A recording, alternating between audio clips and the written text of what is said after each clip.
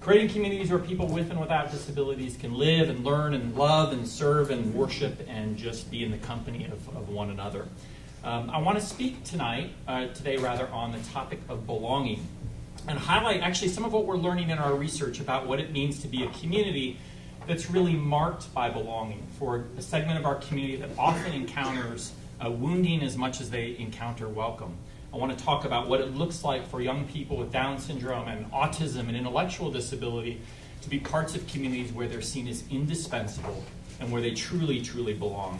And even though I'm going to talk about young people with developmental disabilities, I don't think this is really a conversation about belonging for people with disabilities. I think you're going to find it's a conversation about belonging for anyone. And so be thinking about the communities that you're really part of and that matter most to you, and think about the connection between what I'm going to share in those particular communities. And sort of picking up off what John started us this morning, I thought it would be good to have a little historical context for this talk. I work in the field of special education, and the way we've talked about outcomes for young people with disabilities has changed a lot over the last number of decades. Back in the 1970s, young people with disabilities were largely excluded from public education and most of the opportunities that existed in their communities.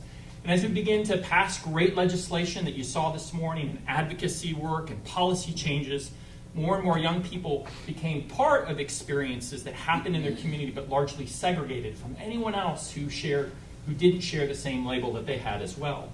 And then as we began to advocate in the 1980s and the 1990s, we talked about integration. How do we put young people in the same schools and communities and places of employment as other people without disabilities? But what we found is they were often in a separate classroom, far apart from anyone else in that particular school. And for the last 2 decades, we've been really talking about inclusion. How do we make sure that young people with disabilities have the chance to learn alongside their classmates in classes, to be in clubs and cafeterias and all the other places that young people spend their day? How do we make sure they're included in the life of their school and in their workplace and elsewhere? Well, I share this series of images for a few reasons. One is it's not historical context, it's actual historical reality now. Because you can travel all across the state and all across this country and see indicators of all 4 of these examples existing. So that's one reason I wanted to share. But the other is it also, I think, gives a nice point of reflection for our communities. Where do we find ourselves in our congregations, in our workplaces, in our communities? Which of these best depict where we are now? But the third reason I share it is because I think it doesn't reflect that we've really thought far enough in terms of how we make this progression. Because when I talk to young people with disabilities and our work in transition in schools, they want to be more than integrated. They want to be more than just included. They really want to belong to a community. And that's the conversation that I want to have with you today, about belonging. And I wonder if you ever really thought about what it means to belong somewhere. If I asked you to spend time at your tables thinking about what are the things that make you feel like you belong in your particular community, what would be the things that you would point to that say, yes, I matter here and I truly belong? Well, that's a question that cuts across a lot of the work that we've been involved with over the last 20 years. As we've been thinking about striving towards belonging in our schools and belonging in our neighborhoods and belonging in our workplaces, what are the things that we could point to that tell us that we have arrived? Well, today what I want to offer is just some answers that we've been learning as we've been doing a multi-year research project focused on belonging in faith communities. And we've been listening to the stories and experiences of more than 500 Tennessee families who have adolescents and young adults with intellectual disability and autism about their experiences in their congregations and the things that make them feel like they truly belong in that community of faith. And as we listen to the themes that emerged from all of those conversations and all of those surveys, they came back to 10 dimensions of belonging that we kept hearing over and over. And here's what these families were telling us. They said, we feel like we belong when we're present, when we're invited, when we're welcomed, when we're known, when we're accepted, when we're supported, when we're cared for, when we're befriended, when we are needed, and when we're loved. And I'm going to walk through each of these 10 dimensions. Loved, the most important, right? But I hope you'll just, as you hear me walk through these 10 dimensions, notice a few things. First is that belonging is not about a location. And integration and inclusion often focused on where people spend their day. but belonging is something much deeper. It's not a real estate question. It's much more about our posture than it is about a particular place. The other thing that becomes important that you'll see is that belonging is fostered not through programs and not through services, but through relationships. And third, we're learning, like you probably already know, that belonging is fostered best through ordinary gestures, not extraordinary responses.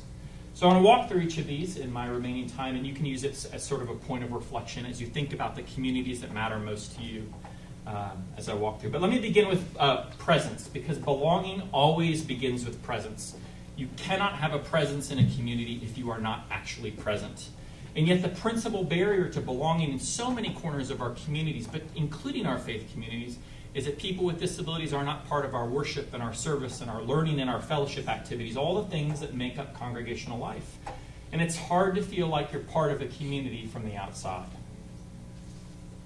And that's certainly not because people with disabilities are not present in our communities. And all of you know that firsthand. They're present in every community across all towns and cities all across our state. Disability is a natural part of the human condition. That's an empirical point, a sociological fact, and a theological point, I think, all in one. 1 out of 5 people with disability, of members of our community have a disability. 3% have an intellectual or developmental disability. And while that's more mathematical than you probably want to do on a Saturday afternoon, if we put it in concrete terms and we left this building together and started walking through neighborhoods that surround our congregations or workplaces and started knocking on doors, we'd find that 1 out of every 3 households that we knocked on included a family member who had a disability. And that's just one neighborhood. And presence is important not because people aren't present in our communities, but because so often they're not present in our faith communities or workplaces or elsewhere. And we find that so often ministry apart from people with disabilities is the dominant ministry model in so many congregations. Consider some data from some of our studies looking at the experiences of families. More than half of adults who are with intellectual disability who are served in our service systems, state service systems, are not connected to any congregational community, despite the fact that 87% of them say faith is an important part of their lives. More than half of parents tell us that they've kept their son or daughter from participating in religious activities because there was no support provided. More than 2/3 of youth, teenagers are not part of any kind of youth program in their local congregation, and fewer than 1 out of every 5 congregations are said to offer support for children with developmental disabilities, or a respite program for those families, or a support group for those parents. So what's standing in the way of presence in so many of these communities? Is it barriers of access, or architecture, or awareness, or even attitudes, or something else? Well, my sense and what we heard from these families is that it may be the absence of invitations. And that was the second dimension of belonging that we heard from these families. It was to be invited, to actually be pursued. And for many of these families, belonging was not just coming from an invitation, but a personal invitation. And I think what we've been learning from these families is that if we're not intentional about reaching out into our communities and personally inviting people, we inadvertently leave people out. As this one pastor said, it's not that we deliberately excluded people with disabilities. In fact, we weren't deliberate at all, and that was the problem. And a lot of congregations, like a lot of workplaces and schools, proclaim that they're welcoming on their websites, on their church signs, on their outreach materials, and that's an important thing to do, but it's also important to not presume that that's sufficient. Everyone is welcome. An announcement communicates something very different than a personal invitation, doesn't it? And I think we want to move beyond announcements of our welcome and demonstrate that through our actual invitations. An invitation is personal. An announcement's not. An invitation says, I'm thinking about you. And an announcement always leaves open that possibility of an asterisk or a footnote or that qualifier that's unspoken, like the question mark on this particular graphic here. And the problem is that there have been far too many asterisks on those proclamations of welcome in our communities. For lots of families that we've spoken with, there's lots of stories about their congregational experiences, and they're not always stories of welcome. They're sometimes stories of wounding. Nearly 1 out of 3 families in one of our recent studies, we learned, had left their place of worship because their son or daughter was not welcomed or included. Third, we learned, in addition to being present, but also being invited, was being welcomed. And this is not just about what you say. This is really about what's felt. It's not the host who determines what's welcoming. It's actually the guest in this case. And while attitudes have changed a lot in all corners of our society, sometimes the less than stellar ones permeate our communities as well as our faith communities. And so there's still uncertainty that people experience about what to say or what to do or what not to do. And that exists in our faith communities. And the thing that we've learned over and over is that uncertainty almost always leads to avoidance. And when people go unacknowledged or overlooked or ignored, they stop coming. And my sense is that we're really prone in our communities to arrange how we gather so it works well for us. Not as much to gather in ways that are welcoming for the stranger. And we don't want to be this particular congregation that has really thought about welcome in terms of what makes me feel welcome, but who else in the community might not experience that same thing. So what does that hospitality look like? Well, it means greeting new families when they arrive. It's introducing them to others. It's drawing them into conversations, inviting them to church events, involving them in your small group, and noticing when they're not there, and just following up to find out why.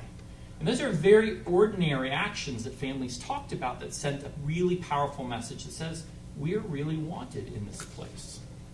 Now, the great thing about all of that is the principal requirement in any of this welcoming is not disability expertise. You do not have to have a PhD in disability to be able to distribute hospitality well. And it's also not something you should designate to your hospitality committee if your congregation has that. This is everyone's responsibility. But there can be times when maybe congregational staff or volunteers might need some guidance on etiquette or language or just what supports you could offer to people in your congregation. So when someone who comes up and has unusual behaviors or complex communication needs, we know how to greet them and we know how to point them to the supports they need to really be part of that particular community. And that takes just a little guidance for someone who's a little uncertain on how to do that well. Well, the fourth aspect of belonging that we heard from these families involved being known. We're called to welcome the stranger, but people are not supposed to stay the stranger. We're supposed to get to know them, not know just about them, but know them personally. And people with disabilities are often known about, but not known personally. And that's very different than just being welcomed in a community. So what's interesting from the families that we talked with and surveyed was this was not really just about knowing their son or daughter, but how their son or daughter was known was most important. And I think this will kick back to what Kayvon and others have said as well. Because so many young people with intellectual and developmental disabilities are known first and foremost by their labels, less so by their names, and so often by their struggles, and rarely by what their strengths are. Now, some of you are professionals working in the service system, but you know that we so often write about and talk about people in diagnostic terms. We use labels that emphasize what they can't do and what they struggle to do, and I would challenge that these labels have no place in our faith communities. But what happens is a church that says, how do we include a person with autism in all that we do?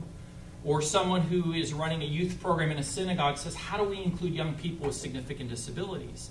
And all they have to work from is an image of these kinds of labels. That's a really hard introduction for these faith communities. It's really hard to find a place in a community when all you know about someone is what they can't do or what they struggle to do.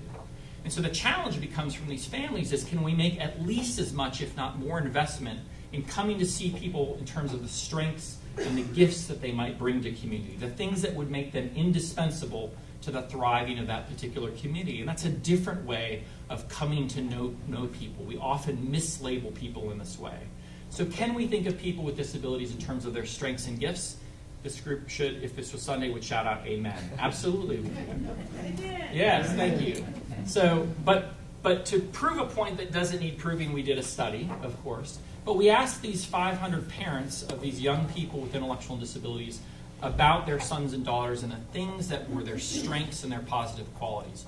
We gave them an assessment that addressed things like empathy and courage and joy and forgiveness and gratitude and humor, and wondered to what extent are these things like your son or daughter with disabilities. And the findings from this study offer a really nice counterpoint to the very deficit-based way we think about people with disabilities. This is what families said. 93% of these parents said, my child is filled with joy.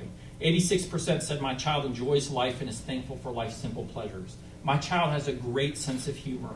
My child demonstrates care for others. My child is kind to other people. My child is bothered or concerned or upset when someone else is uncomfortable or distressed. They have empathy. My child is courageous. My child bounces back quickly. My son or daughter does not retaliate or get back at others who have hurt them.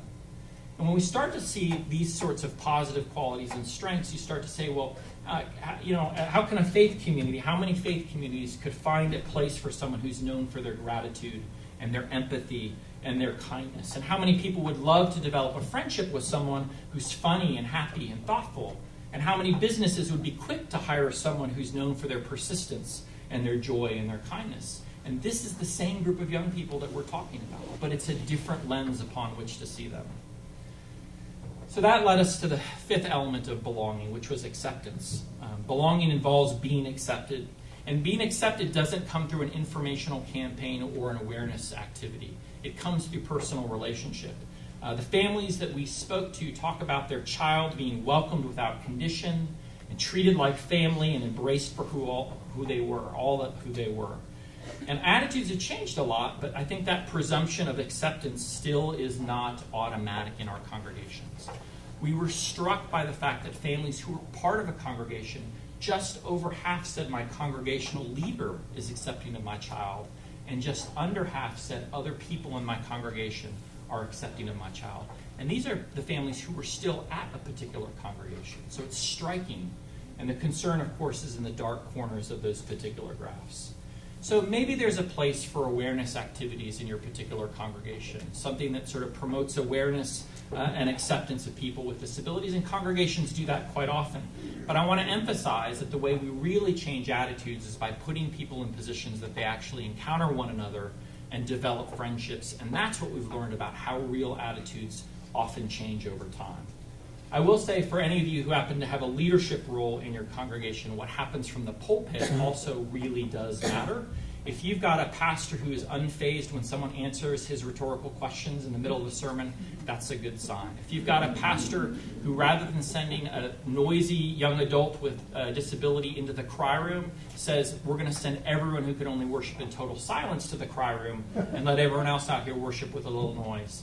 Someone who doesn't make passing a test on the sermon the criteria for coming back next week.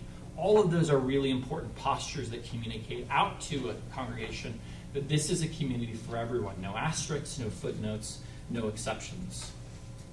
Well, 6, the families that we spoke with also needed support. They talked about their sons and daughters needed support that would be maybe a bit more individualized, maybe a bit more intentional, maybe a bit more lasting. And so it becomes important to think about the supports that enable participation as well.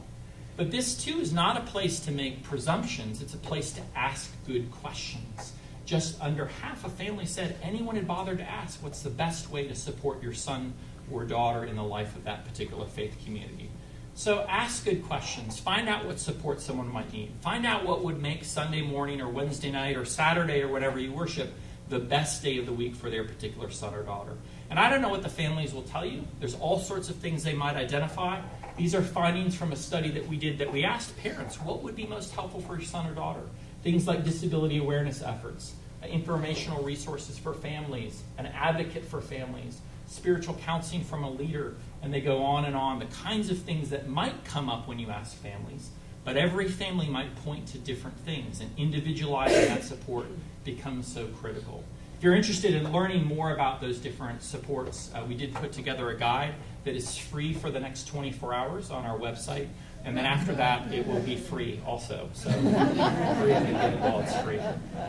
And then there's care. Healthy faith communities are marked by care for one another, and they strive to meet the needs of their members. And so applying that commitment to care for families is also really important. But not just on Sunday morning. This is about what happens after the benediction. Think what could happen if collectively faith communities across this city, Nashville, Tennessee, and every red dot is a different faith community, started to address housing needs or transportation needs or employment needs or any other number of needs that people with disabilities and their families might have, and how the landscape might change if collectively they made some investments. There are congregations all across this area that have been implementing the Putting Faith to Work model, where they've been coming alongside people with disabilities in their congregation, networking through that congregation to learn where they can connect the person's gifts and passions with job opportunities in the community. So great opportunities there. But the last three are most important. And these were the things that were really highlighted and differentiate inclusion from belonging. Because we were made for relationships. And that's a point also theological and empirical. But all the things that are important about relationships, the reciprocity, the support, the intimacy and companionship that come for people with disabilities are also important for people with disabilities. And every other dimension that I've mentioned before can be done at arm's length, but these three can't. They require you to be involved in relationships, and that's the only way belonging happens. And yet the relationships that all of us would say are so important to our thriving are so elusive for people with disabilities. Half of all high school students with autism have never been invited to any other kids' social activity in the last year. A quarter of all people in the adult service system have no friends in their life beyond parents, family members, and paid staff. And that's a place that we can start making some real movements in our communities as well. And how do we start to think about filling in names on all of these circles that you all have seen many times before, so that the only relationships in people's lives aren't those inner circle of family members and that outer circle of people who are paid to be involved in someone's life. And the invitation here is to think about what happens between Sundays. It's life lived together beyond the walls of a congregation, participating in a small group together, going to the mall, having a good meal, enjoying a cup of coffee, catching a movie, going for a stroll in the park. Those are ordinary gestures that are often rare for people who find themselves living their lives within the service system. And yet that's exactly what congregations do especially well. Which takes us to the ninth dimension of belonging for these families, which was to be needed. Because they felt often that when the congregation could see them and their kids as having gifts and strengths that make them indispensable to the community, that changes sort of the whole paradigm of belonging. It's not just about you need us, it's about we need you as well. And that also only came when families said people came to know my son or daughter personally, and they discovered what those passions and those gifts were, and then they started to miss them when my son or daughter wasn't there. That's how you know you belong. It's when you're actually missed and people see you as indispensable to the thriving of the community.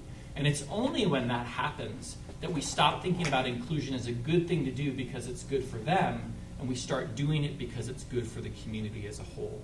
And we stop retrofitting and tinkering what we do so it might work if people with disabilities come, and we start making people with disabilities a forethought rather than an afterthought. So that takes me to the last and over my time point, but I can't skip the last one. And if you're worried a social scientist is going to lecture on love, don't worry at all. You already know what love has to do with belonging. But this is something that congregations are uniquely suited to do.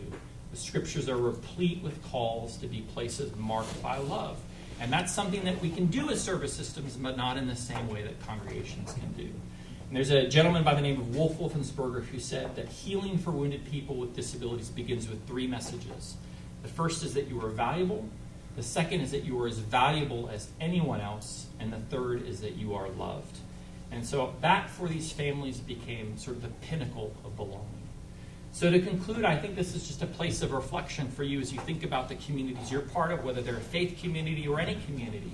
Are people with disabilities and their families in your community personally invited? Are they present in all aspects of what you do? Are they experiencing a warm welcome when they're there? Are they accepted without condition or caveat? And are they well known? Are they provided the support that they need to participate in all that you offer as a community? Are they receiving care in ways that enable them to flourish? Are they developing friendships with others that extend beyond the walls of your buildings? Are they seen as needed and indispensable to the thriving of that community? And ultimately, are they loved deeply and unconditionally? So as you think about the movements you're making from a congregational standpoint, are you marked by those dimensions of belonging? And for those of you in the service system, are the people that you're supporting in communities that are living out this call and commitment to being places of belonging? With that, I'll stop. Thank you very much.